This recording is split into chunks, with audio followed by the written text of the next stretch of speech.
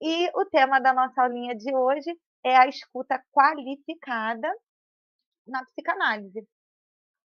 É um tema, assim, muito, muito, muito importante para pessoas que estudam, né, a psicanálise, pessoas que querem estudar, para as pessoas que têm uma curiosidade, né, de como se dá a psicanálise. E para essa aula, eu fiz um apanhado de alguns assuntos, no qual eu vou dar para vocês agora um resuminho e vou falar um pouquinho de cada coisa no decorrer da aula, tá? A gente vai começar falando sobre a escuta, né, psicanalítica, que o que difere das outras escutas, de uma conversa com um amigo, de uma conversa com um líder religioso. A gente também vai falar uma coisa que não ninguém se atenta, mas é muito importante, a diferença entre o ouvir e o escutar, tá? Tem diferença, né? Não é só uma palavra, não é só sinônimo, mas tem diferença.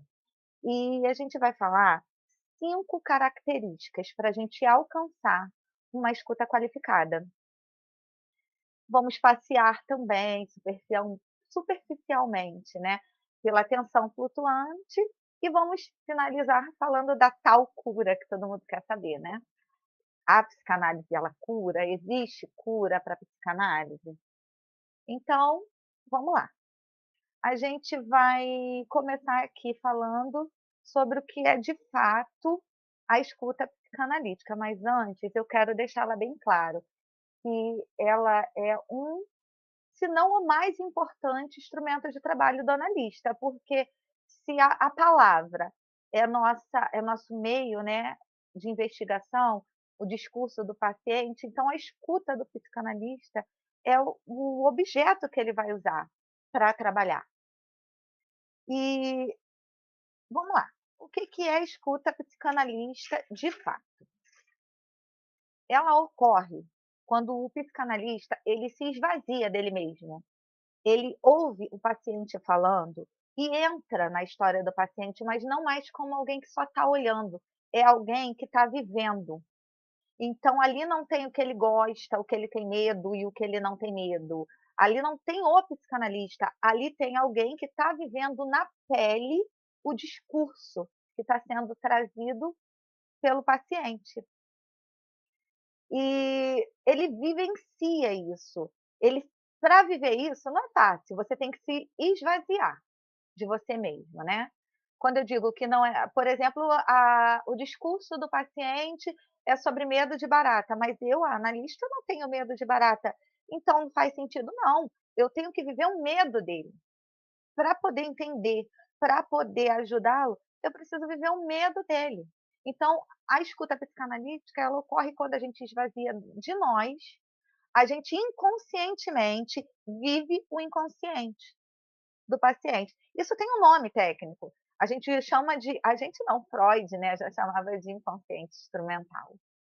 E vivendo essa fantasia, você consegue acolher o paciente, entender o medo, entender a dor, entender a dificuldade, e é quando você escuta ele de verdade, sentindo. Não é só assim, ouvir com o ouvido, nem entendi, não fez sentido, porque naquele momento, naquela história, você passou a ser o ator principal daquela fantasia, né. Tem até um textinho aqui de Freud que eu vou ler, pequenininho, tá. O psicanalista comporta-se de maneira mais adequada quando se abandona a si mesmo, quando se abandona a sua própria atividade mental inconsciente. Evita pensar e elaborar ideias conscientes e capta, assim, o inconsciente com o seu próprio inconsciente. Então, inconscientemente, a gente vai estar vivendo a história, a fantasia, a narração do outro que está ali falando para a gente, tá?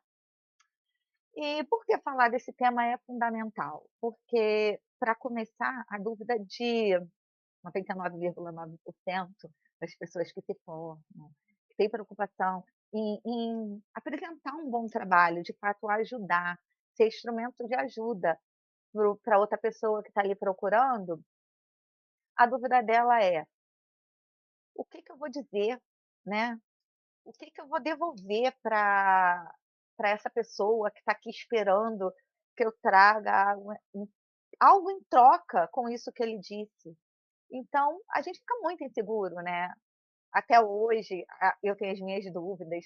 Claro que a prática ela vai construindo a gente. Sempre quando tem esse questionamento dos meus analisandos, que eu faço análise didática, eu falo: "Olha, você vai aprender muita teoria até o final do curso, mas o que vai te tornar um bom psicanalista é a prática". E assim, não tem um ponto de chegada. O psicanalista ele está sempre em construção. A o escutar, né, o paciente, ela está sempre em construção, ela está sempre renovando, você está sempre utilizando novos métodos para cada vez ser melhor, tá, como um como um profissional. Então a preocupação de quem quer ser um bom profissional, não só ser, quer realmente fazer diferença, poder somar com aquela pessoa, eu digo que vai ser para sempre essa construção, apesar de você conhecer métodos. E quanto mais você conhece, mais você se aprofunda e vai ficando mais fácil, tá. Então o objetivo dessa aula é dar um norte para as pessoas que têm esse tipo de preocupação. A gente não vai aqui ensinar todos os caminhos, eu não sei, eu estou trilhando ele, mas a gente já vai dar um norte, tá. Como já começamos dando, que é muito importante viver a fantasia do paciente.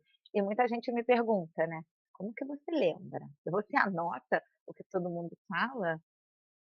Eu falo: "Olha, a explicação", eu anoto pontos, assim, idade, onde mora, que talvez o nome do esposo, o nome dos filhos, o nome da esposa, que talvez eu precise falar dessa pessoa e não preciso ficar perguntando toda hora: "Ah, mas qual o nome do seu marido mesmo? Ah, qual o nome do seu filho mesmo?". Então eu anoto alguns pontos. Aí eu: "Mas como que você lembra do que eu te falei e tal, lá na primeira análise?". Porque eu vivo. E quando a gente vive, a história ela passa a ser um pouco nossa, né. E então, a gente não esquece com tanta facilidade. Claro que algumas falhas ocorrem, pode alguns detalhes, é muita gente, mas assim, o fundamental, ele fica. E então eu quero aqui dar continuidade falando um pouquinho sobre a diferença entre o ouvir e o escutar, tá. Nase, que é um autor que a turma atual, a turma anterior, não tem, quem lê gosta, né. Ele fala muito a nossa linguagem na psicanálise e ele diz que ele explica a diferença verbal da palavra ouvir e escutar, né. Ele fala que a atividade é uma ouvir é uma atividade auditiva. Ela acontece naturalmente, se a pessoa não tem nenhuma dificuldade fisiológica, não tem nenhuma enfermidade fisiológica, ela o ouvir acontece naturalmente, você percebe sons, vozes, então chegam ao seu ouvido sons, vozes, você ouve, é simples, tá. O escutar, ele vai além de sons, ele vai além de fazer sentido, sabe. Ele é indiferente a ruídos, a interrupções, a pensamentos que distraem. O escutar é viver. Então é muito, você não ouve o seu paciente, você escuta, você vive. Então você não pode deixar nada tirando o seu foco, te atrapalhando, pensamentos sobre a gente mesmo. Isso tudo tem que ser colocado de fora na análise, né.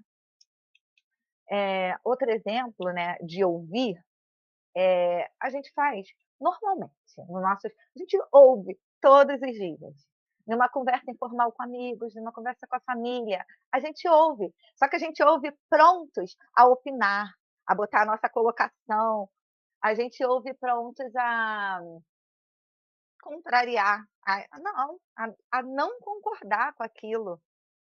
A gente ouve prontos a esperar a nossa vez de debater. Normalmente é isso, é uma conversa, é um diálogo. Você não está escutando, você está ouvindo, e aí pronto para colocar a sua opinião também, sabe. Já o escutar, por sua vez, ele tem uma qualidade muito diferente, né. Ele não tem julgamento, ele é livre disso, ele não está ansioso em se colocar, ele está ansioso em compreender, né. Pode estar aqui o nosso eu gritando dentro da gente para opinar, mas não é sobre a gente, é sobre a pessoa. Então a diferença disso é o acolhimento que você faz. Você tem uma opinião diferente contra o que está sendo dito? Tem, você tem uma opinião diferente, mas não é sobre você. De novo, não é sobre você. Você está escutando para acolher, para ajudar da melhor maneira, para entender e ajudar a pessoa a se entender, que é o mais importante. Você precisa entendê-lo para devolver, para que ele se escute. E, como eu disse lá no começo, e deixar isso apurado é muito importante, porque é um dos é o instrumento mais importante do psicanalista, tá. Agora eu vou tentar ler aqui alguma coisa, porque hoje eu descobri que a gente fala num lugar e lê no outro.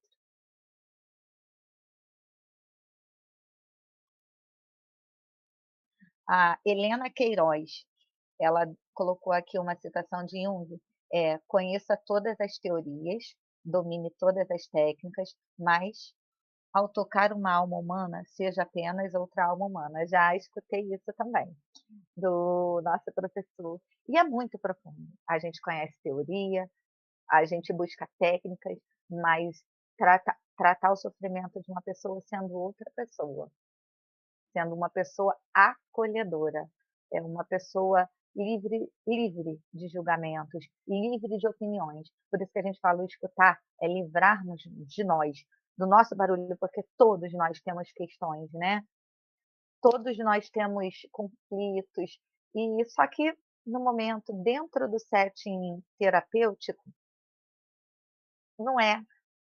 A não ser quando é minha análise, né, aí tadinho do meu analista, da minha analista agora, ela precisa calar ela, para me ouvir, mas quando sou eu com os meus pacientes, e eu sempre costumo falar com o pessoal da análise didática também, que e com o meu paciente também, que não é a minha experiência, não é o meu achismo, não é o que eu vivi e deu certo que vai funcionar para alguém. Porque por mais que a dor pareça ser a mesma, nunca é igual. Cada um é cada um. A palavra mais usada na psicanálise, né, a subjetividade, cada um tem a sua. Por mais que pareça a mesma dor, o caminho de chegar ali aquele sofrimento foi diferente. O caminho que levou a pessoa até ali não foi o calçado que ela calçou, não foi o que eu calcei. A minha experiência não serve para ela. O que deu certo para mim não serve para ela. "Ah, não vai por esse caminho porque deu errado para mim". Não é assim. O analista é escutar, investigar e devolver, tá. A gente escuta muito, né, quando está em formação principalmente. O que que você faz? Psicanalista faz o quê? Só escuta, né? Só escuta as pessoas. Ai, trabalho fácil, a ganhar dinheiro para ficar sentada olhando para a cara de alguém escutando.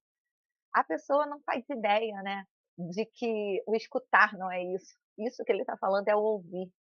Não faz ideia da concentração, da força que o analista faz de se calar e de entrar, e de viver, e de sentir a dor do outro, e sair cansado, e sair dolorido dali daquela fantasia. E ao mesmo tempo, trabalhando esse inconsciente instrumental, a gente está trabalhando o consciente, porque a gente está observando a movimentação, o tom de voz, se ele está se mexendo hoje é muito online, né, e a gente acha que online não ia muita gente acha que online não funciona ainda, mas a gente percebe o paciente se mexendo na cadeira e que tá vocês já estão percebendo, eu quando eu estou tensa, quando vocês percebem, né. Então, a gente está ali com o consciente ligado, que ele está na movimentação da mão dele, no tom de voz, se a voz acelerou, se a voz ficou calma, se a mão está mexendo muito, se ele está dando aquela coçadinha que você já analisou que ele quer, né. Vou dar um exemplo, eu não sei nem se ela está aqui, a Susana, ela estava numa aula, né, com a gente, e eu sou analista dela, e ela estuda na Splup também, então ela está na aula e eu vejo os quadradinhos de todo mundo que está ali.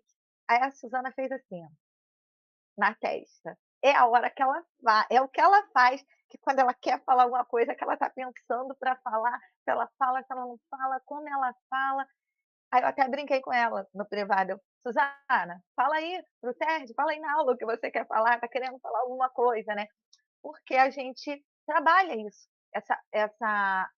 o consciente também da gente funciona. A gente com o inconsciente está vivendo a fantasia e com o nosso consciente a gente está observando aonde ele está mexendo, se está suando, se a gente tocou no assunto a ponto de deixar ele muito nervoso, desconfortável, né. Aí a Susana está aí. Então anotei aqui que eu ia botar você como exemplo, Susana. E continuando aqui, eu vou dar continuidade trazendo para vocês as 5 etapas da escuta, porque a escuta ela tem etapas. Não é simples assim, né, a gente tem que dificultar, né. A gente começa a primeira etapa da a primeira etapa da escuta qualificada é a observação. NASE, né, de novo NASE. Quero falar para os alunos que a gente estava falando muito no grupo sobre, sim, a psicanálise cura. O meu artigo foi baseado, sim, muito baseado em cima desse livro. E eu tenho uma paixão, assim, singular por ele. Claro, né, que um TCC ele não pode ser feito em cima de um livro, tem uma bibliografia, assim, imensa para apresentar no TCC, mas, assim, a inspiração veio desse livro e quando vocês forem ler esse livro, vocês vão identificar muita coisa do que eu falei aqui. Por isso que o Nádia está sendo bastante citado, tá bom? Eh Násio fala que uma boa escuta começa com uma observação apurada, né. Normalmente, o ser humano ele já tem o hábito de observar as coisas. Ah, vai observar o tempo, vai observar uma pessoa agitada, isso já é natural do ser humano. Inclusive o Násio, ele indica para os seus alunos, ele pede aos seus alunos que eles observem as pessoas. No metrô, por exemplo, tem uma senhora no metrô com uma sacola. Ele pede para os alunos criarem uma história cheia de contexto. "Ah, essa senhora está indo para a casa da filha, ela está com essa bolsa porque ela vai fazer o almoço hoje, e ela está com esse semblante triste porque a filha está doente". E isso daí, ele indica aos alunos dele que criem uma fantasia com contexto para quê? Para treinar a observação. Para quando chegar um paciente no setting terapêutico, ele já observar cada detalhe, a roupa, quando é presencial, quem foi com ele, o que que ele está segurando na uma sacola, como ele segura, como ele abraça aquilo, né. E hoje eu vou dar como exemplo a Lu, eu também não sei se ela está aqui, é a Lu a Lu Chaves, ela está aqui. Ela uma vez me mandou um Instagram meio louco assim, sabe. Aí ela começou a me falar o perfil dessa pessoa. Aí eu: "Ela tá treinando a observação dela", tipo, em ver uma foto, alguma coisa que ela achou muito louco, ela criou: "Ó, esse cara, ele tá assim assado, porque ele passou por isso na vida, então ele foi o jeito de escape dele". Ela criou uma história com um Instagram que ela me printou e mandou a foto. Ela eu fico olhando, não sabe ela que ela está fazendo um treinamento de observação, muito funcional, né. E a observação, ela começa no exato momento que o paciente ele entra no setting terapêutico. E você começa a observar antes dele falar. Por isso que a observação é a primeira etapa, né, da escuta psicanalítica. Aí, a gente parte agora para a segunda etapa, que é a compreensão. E a compreensão é entender de verdade, compreender os sentimentos do paciente no exato momento que aconteceu aquilo que ele está te narrando, tá. Por exemplo, vamos lá, aí você vai entender a tristeza dele, em relação uma visão negativa que ele tem dele mesmo. Se a questão é que eu não consigo fazer amigos, eu me sinto sozinho. E ele tem uma visão negativa dele, que o erro está nele, que a culpa é dele, o porquê que ele não consegue fazer amigos. Então, quando a gente observa qual é a figura negativa que o paciente está tendo dele, nisso que ele está nos narrando, a gente começa a ir e voltar do passado, do presente ao passado, do presente ao passado várias vezes, para compreender, achar a origem da dor narrada pelo paciente. A gente chama de gênese patológica, né. E quando a gente compreende essa gênese patológica, a gente compreende o sofrimento, a raiz dele, a gente já pode considerar que já alcançou um grande caminho na análise. No momento que a gente alcança essa gênese patológica, da onde vem. A gente não resolveu, mas o paciente já fez a ligação. Por que aquela visão negativa dele? E que às vezes não é culpa dele. A responsabilidade do que fazer com isso sempre vai ser do paciente. Ele descobriu então a raiz e aí, o que ele vai fazer com isso? Então a gente precisa compreender. E até compreender, são muitas viagens entre o presente e o passado. E eu costumo dizer que a gente vai muito no futuro também, porque a gente fala: "E aí, você vai tomar essa decisão? E o que que ela vai te gerar? E você vai bancar com isso?". Então, a psicanálise também é uma viagem no tempo, né. Terceira etapa, é a escuta propriamente dita. E a gente já falou muito de escuta, né, que é viver, que é se livrar de si, dos seus gritos, das suas questões, repetindo só para quem não estava ainda, que é se livrar do seu eu, do seu julgamento, dos seus conselhos, das suas opiniões e viver, e escutar, acolher o paciente, tá. Então não preciso mergulhar muito novamente aqui na parte da escuta propriamente dita, porque a gente já falou basicamente 80% disso, né, até aqui. A gente vai agora para a quarta etapa, que é a identificação. Identificar é perceber, né. Quando o analista ele vive a fantasia dentro do inconsciente dele e ele recria a história, ele experimenta os afetos.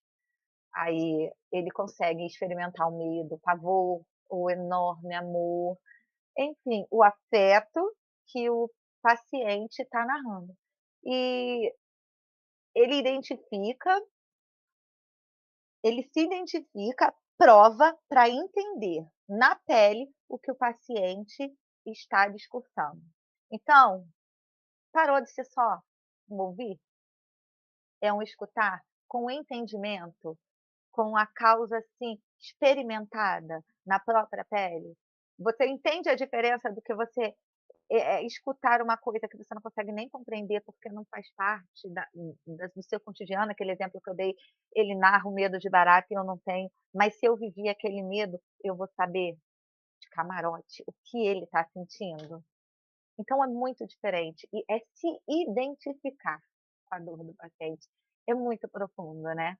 Então após essa quarta etapa, que você se identificou, aí gente, a gente vai para a quinta e última etapa, e olha, ai, eu chego a suspirar, porque para mim, é essa é sem dúvida, na minha opinião, a parte mais linda da análise. Falo com, assim, um enorme amor, sabe, que é a parte da interpretação. Nossa, ela é gratificante, né, tanto para o analista, tanto para o analisando. A parte quando eu, como paciente, faço análise, que chega à interpretação, que é a hora que a gente devolve, sabe, para o paciente, tudo que ele já sabia, tudo que ele narrou, de forma desencontrada, de forma desconstruída, de forma sem nome, sabe, forma confusa, forma embolada, tudo que ele te deu, tudo. sabe, ele se esvaziou ali em cima de você e falou, falou, falou, e você viveu aquilo, cada frase, cada momento, e você arrumou dentro de você, e é hora de você devolver para ele, interpretar, né. É hora de você devolver arrumadinho, com forma, com cores, etiquetado, que às vezes ele não sabe colocar nome no sentimento, você etiqueta com ele, sabe. É devolver, não acrescentando nada da gente, é devolver arrumado, é fazer ela se ouvir. Às vezes você troca uma palavra na análise. O paciente está reclamando do da mãe. "Nossa, mas eu tenho que cuidar da minha mãe, isso não é justo? Ela me dá muito trabalho, e isso me cansa de uma maneira que eu não sei te explicar". "Ah, você está cansado de ser o pai da sua mãe?". É assim, você só trocou, foi mais direta, só trocou a palavra, e é isso. Eu puxei as responsabilidades para mim, eu estou sendo o pai dela. Você interpretou o que ele disse, você não acrescentou nada. E essa parte que você arruma lá dentro, se você tem que saber a hora de fazer isso, você precisa ter certeza. E quando você falar uma coisa: "Eu entendi certo?", quando você não tiver certeza: "Eu estou entendendo isso?", para a gente continuar: "Eu estou entendendo isso?", porque a gente não está usando o nosso eu. Então a gente tem que ir 100% no eu dele. Então vamos pegar com certeza, tirar as nossas dúvidas do que ele está falando, para quando chegar essa parte linda, você devolver. E nossa, é um alívio, sabe?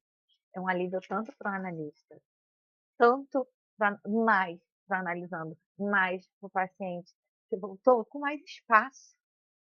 Não voltou para casa, né, porque é online, ele volta para a vida, com mais espaço, porque quando está bagunçado o ambiente, ele fica pequeno, mas quando a gente bota as coisas no lugar, organizadas, com o nome, abre espaço para coisas novas, não é isso? E isso, gente, vocês que estão estudando, vocês que são recém-formados, isso não acontece todos os dias, em todas as análises, com todas as pessoas, em cada coisa que ela falar. Não. Isso daí acontece muitas vezes, mas não é em todas. Então, o analista, ele precisa, principalmente os novos, parar de se preocupar: "O que que eu vou falar de volta?". Eu preciso encerrar a análise com uma palavra. Eu tenho que ter identificado não, você não tem. Se ele não te trouxe material suficiente, você não tem que identificar. Você precisa continuar investigando, investigando e investigando de novo. Você não tem que adivinhar nada, porque a gente não faz telepatia, sabe, a gente também não pode: "Ah, eu tô olhando aqui essa cara e você tá pensando isso". Não é telepatia, a gente devolve o que a gente escuta, e se a gente não escutou o suficiente para ser devolvido, a gente não deve devolver. Só porque o paciente ele tá sedento, mas ele talvez ainda não é a hora, não está preparado, nem tudo foi dito. Então a análise ela ocorre em várias sessões. Tem sim casos que uma sessão a gente consegue, achar dar um norte, a gente consegue dar nomes. Calma aí, vamos arrumar essa baguncinha aqui, porque é pequena. Tem casos, mas não são todos, então não tenha a interpretação como uma regra de todas as análises. Lembra a parte de viajar sobre passado e presente várias vezes? Isso daí pode demorar sessões e sessões e sessões, tá bom? A atenção flutuante. A gente escuta esse termo, mas não entende muito bem o que que ele significa. A atenção flutuante, ela é proposta por Freud, né. A que ele propõe é você ouvir o discurso do analisando, não separando trechos, frases, palavras que você acha mais importantes. Você não pode selecionar, porque quando você seleciona, você está colocando o seu eu. Você está tirando o que eu, o analista, acho importante, mas lembra que o seu eu está fora de cogitação no setting terapêutico. Então você tem que ouvir uniformemente tudo que é dito, até o que você, analista, considera desnecessário. Não é desnecessário. O que você considera não dor, é dor dele. Então por isso que ela tem que ser uniforme, até aquilo que você acha irrelevante. Eu vou dar um exemplo, para fazer o artigo, eu vi muitas coisas, inclusive um vídeo muito interessante no YouTube. Ele falava assim: "Imagina uma esteira", pode ser uma esteira dessa de aeroporto, né, que está passando as coisas, as malas, mas bota numa esteira um monte de peças. Quando eu falo peças, eu penso em carro, não sei por quê, carro desmontado, deve ser que eu tô querendo carro, alguma coisa assim. Mas vamos pensar um monte de peças, e essas peças elas vão passando por essa esteira na sua frente. Passa uma peça, aí você tá olhando, você tá dando aí passou uma maior, passou uma mais desengonçada, você não tem que escolher uma para você dar uma atenção maior, você tem que dar atenção a essas peças igualmente. Mas tem uma exceção, tem umas peças que elas vão passar com umas rachaduras, sabe, umas trincas, aí o psicanalista ele fica alerta, não que ele deixou de dar atenção às outras, tá, mas ele vai ficar, porque essas rupturas, essas trincas, essas rachaduras, a gente chama de atos falhos, xistes, lapsos, então o analista ele precisa ficar ligado nisso, mas com atenção uniforme nas outras coisas também. Isso te isenta de ter que decorar trechinhos da conversa dele.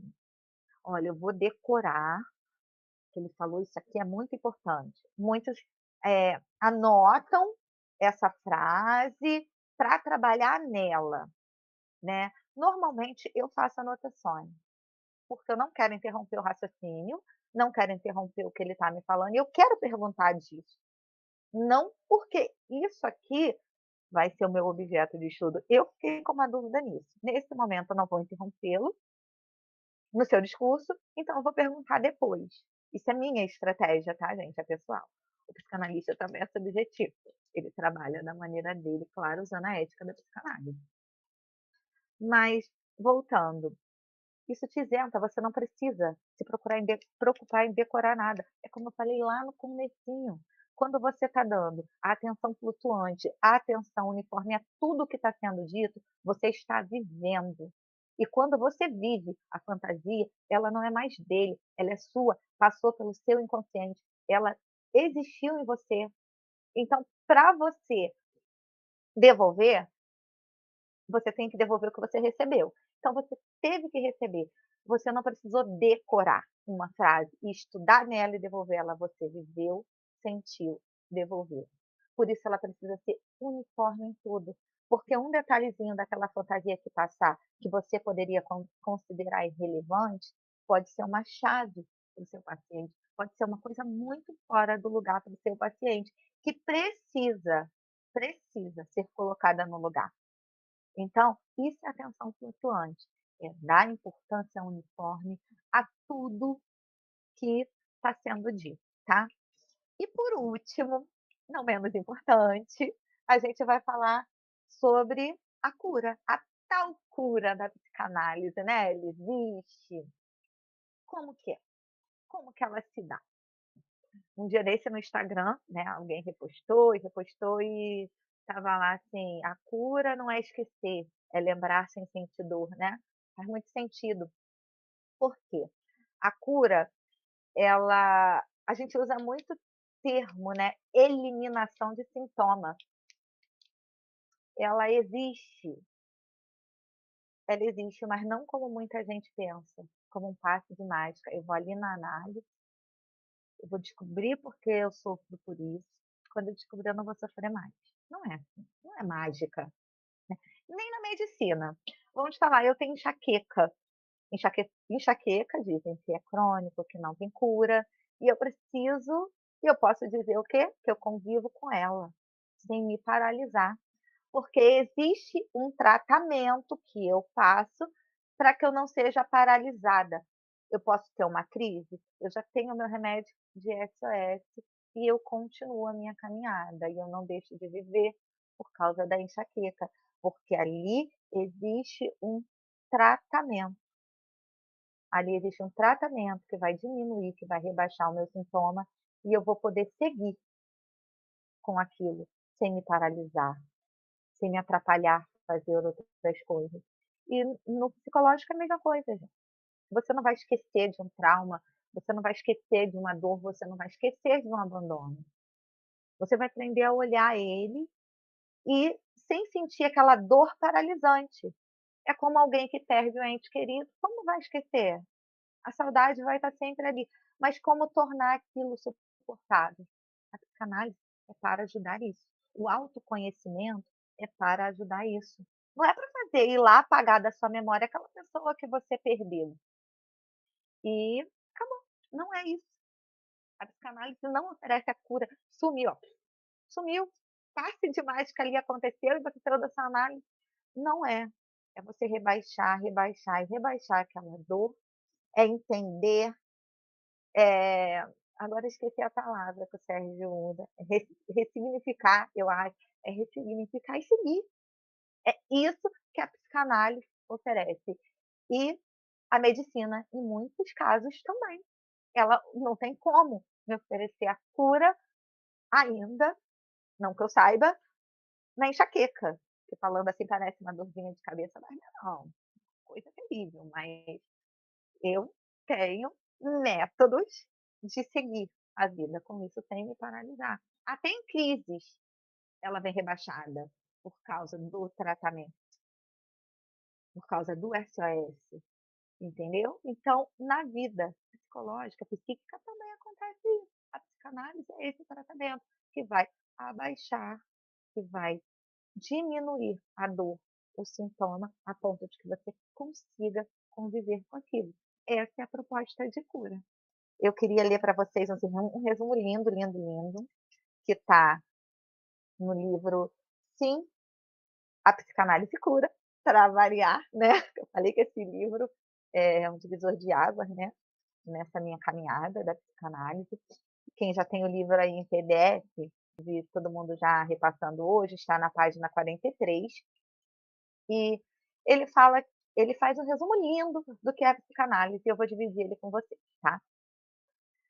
Uma vez obtido o silêncio interior, capto o inconsciente do meu analisando, que se impõe como uma cena fantasística. Eu visto a pele do personagem principal e deixo-me levar pela ação. Transmito, por fim, ao paciente, com infinita delicadeza, o que eu acabo de viver. Não esquece, infinita delicadeza. Você está devolvendo a ele a fantasia dele que você viveu. Então, essa é o que eu acho muito lindo, é o que fez eu me apaixonar pela psicanálise.